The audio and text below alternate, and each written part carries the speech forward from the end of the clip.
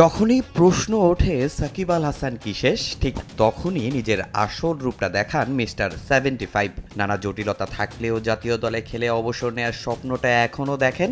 তার আগে দেশের কিংবদন্তি বিভিন্ন ফ্র্যাঞ্চাইজি লিগে ধারাবাহিকভাবে নিজেকে প্রমাণ করে বার্তা দিচ্ছেন। এখনও ফুরিয়ে যাননি তিনি, ব্যাটিং কিংবা বোলিং। এবার তার বদৌলতে আইএল টি-20-র ফাইনালে এমআই এমিরেটস। প্রথম কোয়ালিফায়ার হেরে ফাইনাল অনিশ্চিত হয়ে পড়ে এমআই এমিরেটসের।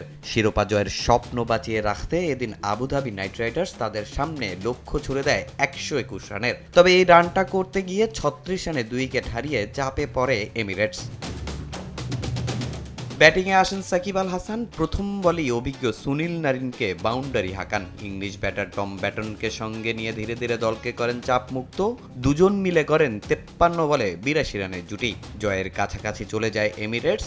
জয়ের জন্য যখন প্রয়োজন 3 রান, বাউন্ডারি হাঁকাতে গিয়ে ক্যাচ দিয়ে ফেরেন সাকিব। খেলে যান 5-4 ও 1-6-এ 24 বলে 38 রানের জলমলে ইনিংস। 23 বল হাতে রেখে 7 উইকেটের জয় তুলে নেয় এমআই এমিরেটস। ম্যাচ সেরা সাকিব আল হাসান। এর আগে বোলিংয়েও ছিল সাকিব আধিপত্য।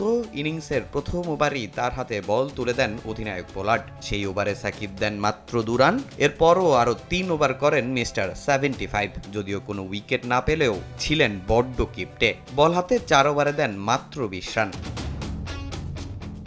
সাকিবের নিয়ন্ত্রিত বোলিংয়ের সঙ্গে গজনফরের স্পিন ঘূর্ণি ও মোহাম্মদ রহিদের পেস আক্রমণ নির্ধারিত 20 ওভার শেষে 8 উইকেট হারিয়ে 120 রান পর্যন্তই যেতে পারে আবুধাবি নাইট রাইডার্স। রোববার হবে এবারের আইএল টি-20-র ফাইনাল। শিরোপার লড়াইয়ে সাকিবদের প্রতিপক্ষ ডেজার্ট ভাইপার্স। ফাইনালে প্রথম কোয়ালিফায়ার হারের প্রতিশোধ নিতে চাইবে এমআই এমিরেটস। তামিম হোসেন, সময় সংবাদ।